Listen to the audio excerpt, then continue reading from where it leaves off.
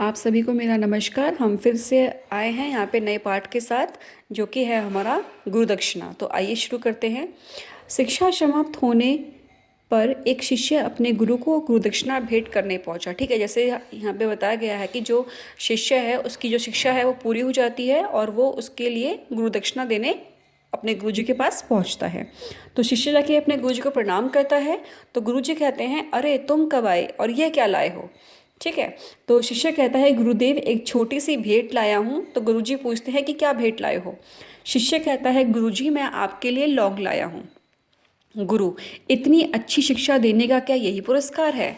शिष्य, गुरुजी मैं तो सन्यासी हूँ, मेरे पास धन दौलत नहीं है, केवल ये लौंग ही मैं आपको भेंट में दे सकता हूँ। ठीक है, सन्यासी का मतलब होता है साधु। ठीक है, तो वो ये कहता है कि मेरे पास इतना पैसा नहीं है कि मैं आपको महंगे से महंगा जो है गुरु दक्षिणा दे सकूँ। मेरे पास सिर्फ एक लौंग है, वो मैं आपको दे रहा हूँ। गुरुजी अपने शिष्य की बात सुनकर हर्षित हो उठते हैं। उन्होंने उसे आशीर्वाद देते हुए कहा, हर्षित का मतलब होता है खुश। ठीक है, वो उसकी बात सुनकर बहुत खुश होते हैं और गुरुजी उनको आशीर्वाद देते हुए कहते हैं कि तुम मुझे दक्षिणा के रूप में बहुत कुछ दे सकते हो। तो शिष्य कहता है कि गुरुजी आप आज्ञा करें। आज्ञा का मतलब होता है आदेश करें। तो गुरुजी कहते हैं, पुत्र, किसी के भी पास धन दौलत हमेशा नहीं रहती। ठीक है, केवल शिक्षा जीवन भर साथ रहती है, इसलिए शिक्षा ही सच्ची धन दौलत है। तुम देश में घूमकर इसका प्रसार करो, यही मेरी गुरु दक्षिणा होगी। ठीक है, इसमें गुरुजी ये कह रहे हैं कि जो हमारी धन दौलत है, ठीक है, वो कभी भी हमेशा साथ में नहीं रहती है। ठीक है, कभी ज़्यादा होती है तो कभी कम होती है। कई बार ऐसा होता है कि जिसके पास बहुत सारा पैसा है उसके पास बिल्कुल ही पैसा नहीं रहता, और कई बार ऐसा होता है कि जिसके पास बिल्कुल ही पैसा नहीं है उसके पास बहुत सारा पैसा हो जाता है। ठीक है, लेकिन एक चीज़ जो है शिक्षा, वो हमेशा हमारे साथ रहती है, वो कभी कम नहीं होगी, वो बढ़ सकती है। ठीक है, शिक्षा एक ऐसी चीज़ है जो कम नहीं हो सकती, वो बढ़ सकती है। ठीक है, तो इसलिए जो है शिक्षा जो है वो हमारी सच्ची धन दौलत है, वही हमारी सबसे बड़ी हमारे लिए धन दौलत है।